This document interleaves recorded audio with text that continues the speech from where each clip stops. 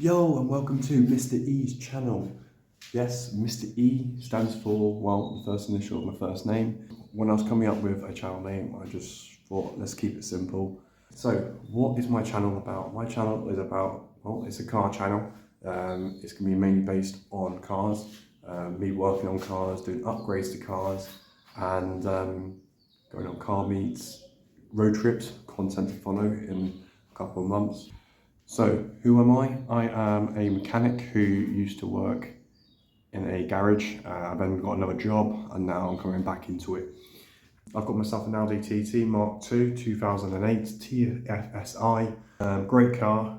In regards to content-wise, I am looking at putting a video out every week and shorts every couple of days. And don't forget to like, subscribe and share.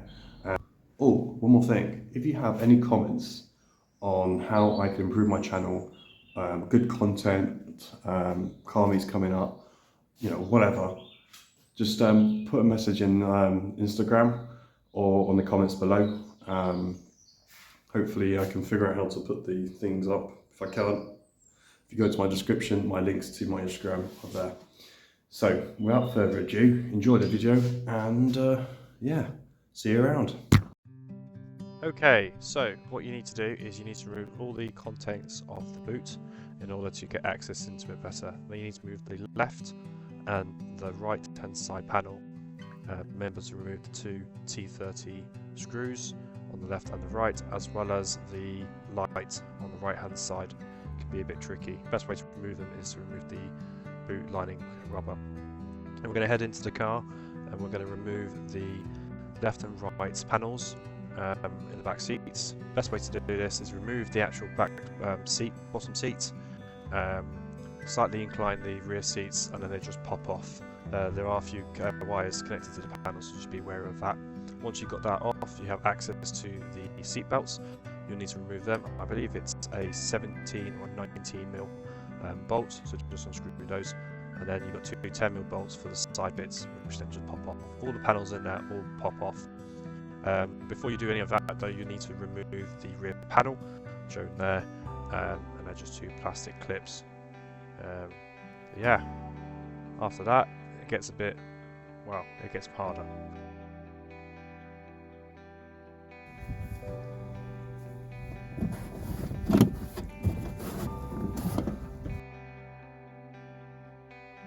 So you can kind of see, but I'm still going at it 10 minutes later. It just won't come off. And I was like, what is going on? So obviously I eventually got it off and I found out that the previous owner had glued it on, as you can see. So I managed to get it off without too much damage, and then I realised, hang on, I'm not keeping it, so yeeted it out the car. So next up, we'll obviously be doing the next side. So this side was a lot easier.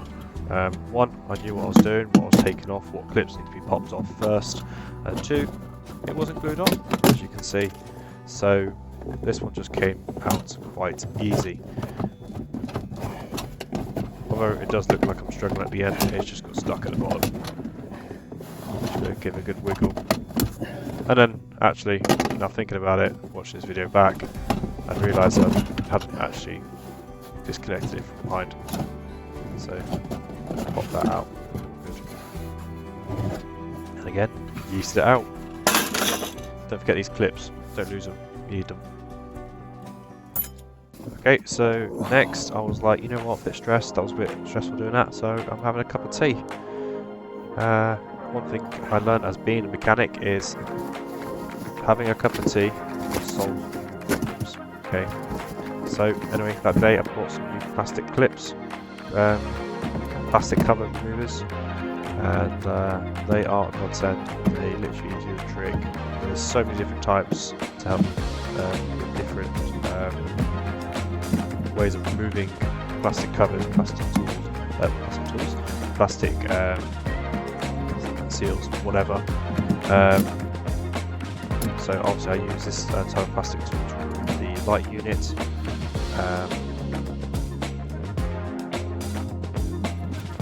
There we go, pops it straight off. adjusting. So you'll see here, as throughout the video, I don't remove the connectors. I had a quick look there and I realised they look quite fragile. And then off camera I did try and remove them, but I was just like, you know what, it's best just to leave it on there.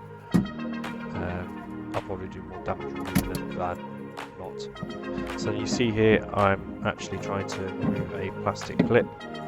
It's one of those push-on ones, so you push the little, basically like a nut in, and then you got the nail end, which then push into it. That creates the seal to keep the panel on. Obviously, I'm now removing it, so I need to pull out the nail end of it, and then the thing I comes off.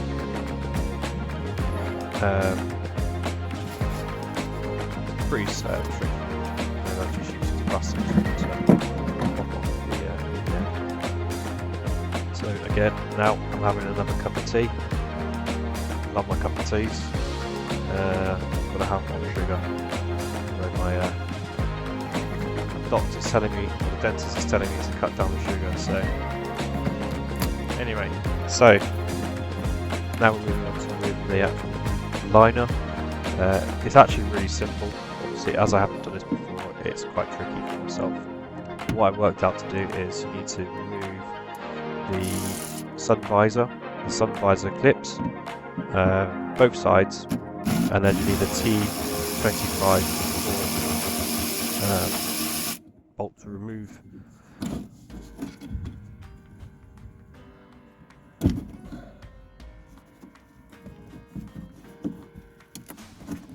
So anyway, got it off, and you'll see me here. I lifted out the light unit and put it forwards. Now, you see me get out the car, go to the other side, removing the lights for the sun visor. I kept them on just so that the roof liner wouldn't drop on me. Some people will say, oh, you damaged the wire, you damaged the wire connections. Don't worry, no wire connections were harmed in this process. So as you can see, it's all done, and the roof liner comes out via the boot.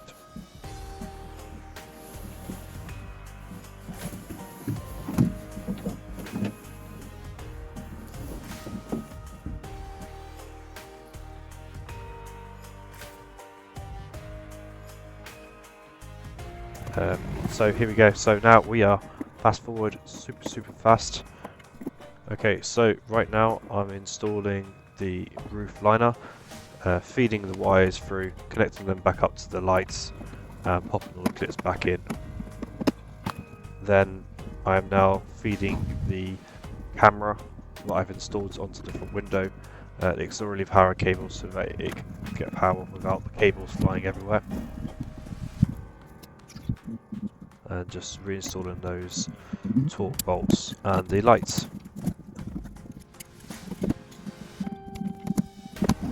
And the centre light. There we go, perfect. Take a little break. Cool, so next bit now, I'm reinstalling the roof side panels. They were so much easier to get back in.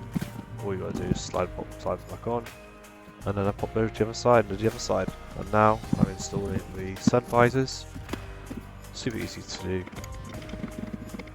And finally, plugging the seat belt back in, torquing it up to the right torque.